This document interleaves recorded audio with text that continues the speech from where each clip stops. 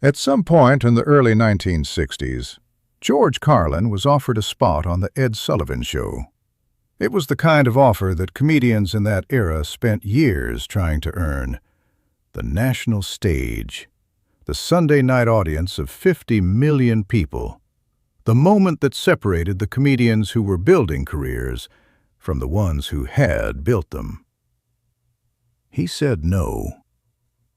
The refusal was not loud. It was not a public statement or a declared artistic position.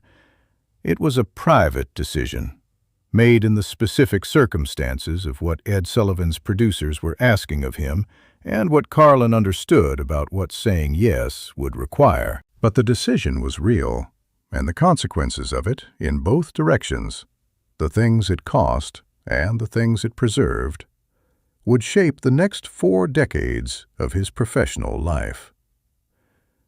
People who heard about the refusal at the time, or learned of it afterward, tended to respond with a version of the same reaction, that it was either an act of remarkable artistic integrity or a spectacular miscalculation, depending on which version of success you were measuring against.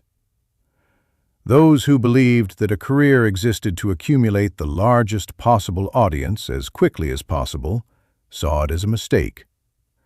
Those who believed that a career existed to become exactly what you were capable of being saw it as something else entirely. Carlin was in the second group. He had always been in the second group, even before he fully understood what that meant about the kind of choices it would eventually require.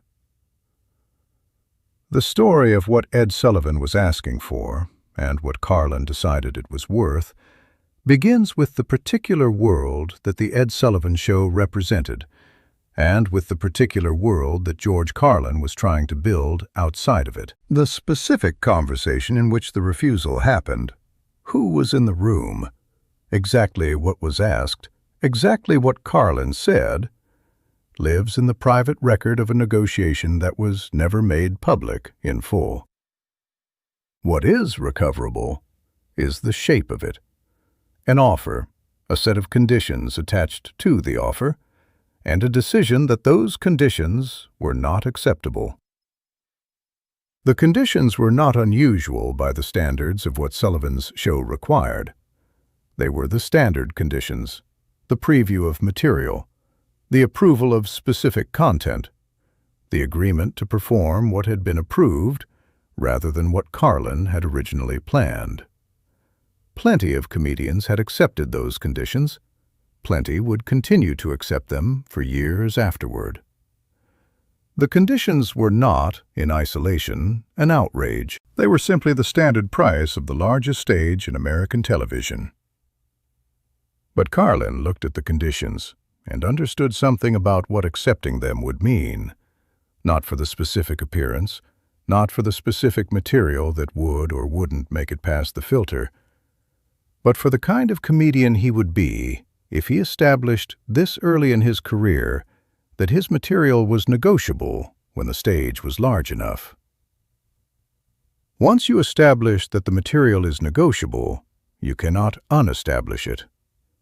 Once you have shown, to the industry, to the producers, and more importantly to yourself, that what you say on stage is something that can be adjusted to satisfy the requirements of a specific context, you have changed the relationship between yourself and the material in a way that does not easily reverse. The material becomes something that exists in a range rather than at a specific point. And Carlin, even in those early years, was someone for whom the material existed at a specific point, the particular place where the observation was exactly right, the language was exactly right, and anything that adjusted either of those things was no longer the material. He said no. He said it in whatever private and professional way these things are said, not as a scene, not as a declaration, but as the simple outcome of someone who had evaluated the offer and found that its terms were not ones he could accept without cost to the thing the offer was, ostensibly, intended to serve. The industry received the refusal in the way that the industry receives these things, with a combination of respect for the apparent conviction behind it and a quiet, collective skepticism about whether the conviction would hold when the financial consequences of maintaining it became clear. Careers had been derailed by this kind of decision before. The people who turned down the largest stages for artistic reasons did not always find that the smaller stages compensated for the loss. The Ed Sullivan Show was, in the early 1960s, the dominant force in American variety television.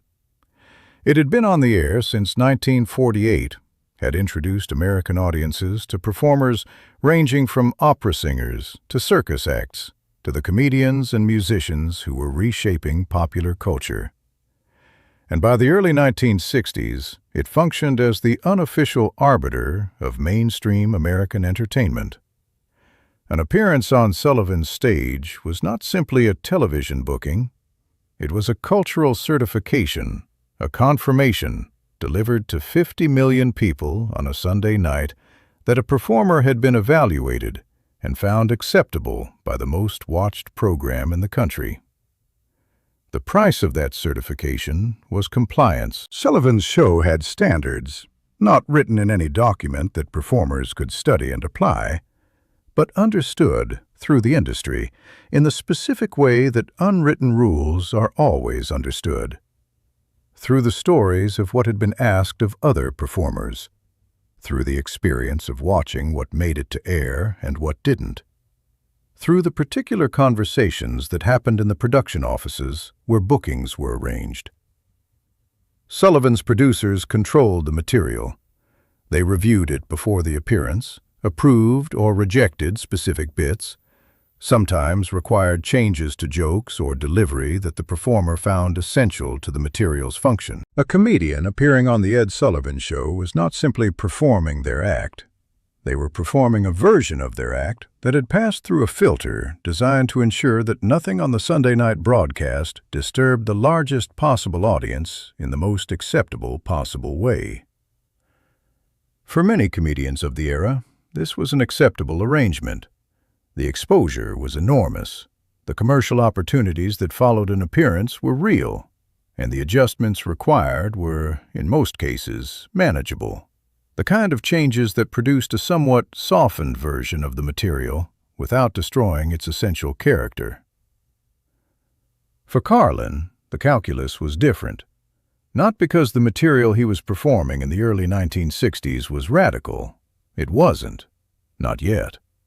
He was still working in the clean, polished mode that had brought him to the attention of television bookers in the first place. But even in that early material, there were observations. There were specific constructions of language and point of view that Carlin understood would not survive the Sullivan filter intact. And the version of the material that survived the filter was, in his estimation, not the material. It was something else. Something that resembled the material the way a photograph resembles the place it was taken, without containing what actually made the place what it was. In the years that followed, Carlin built the career that the refusal had preserved the possibility of building. He appeared on other programs, The Tonight Show with Johnny Carson, which operated with a different sensibility than Sullivan's program and gave him considerably more room to be himself. He continued working the clubs, developing the material that would eventually produce Class Clown and the albums that followed. He remade his public persona not by accepting what the largest stages required him to be, but by continuing to become what he actually was, on whatever stages would accommodate that. The financial consequences of the refusal were real in the short term.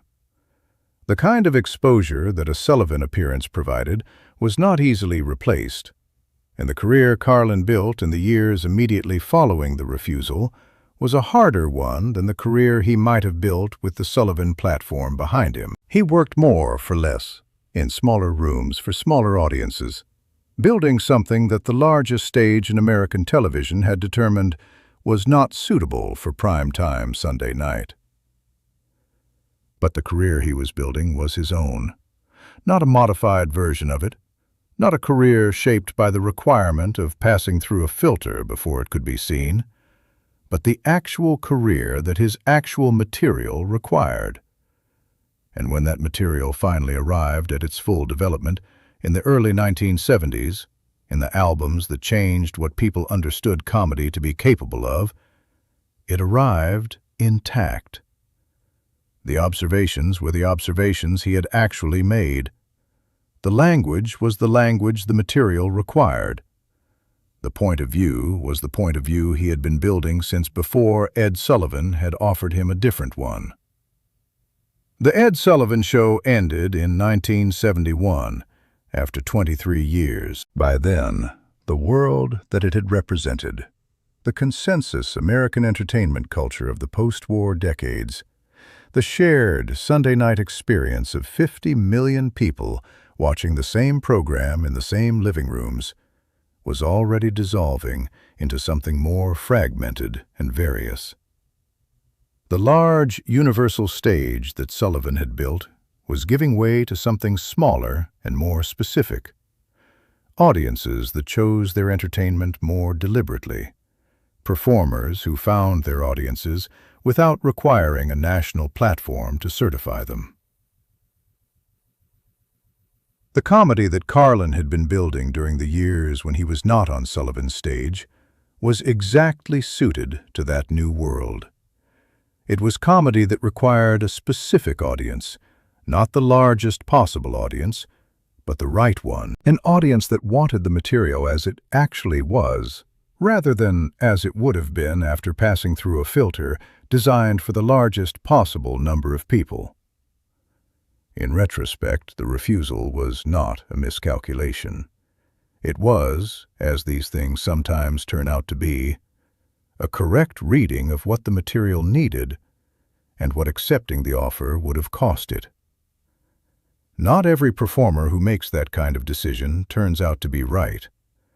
The history of the entertainment industry contains the careers of many people who said no to the wrong offer and never found a comparable one.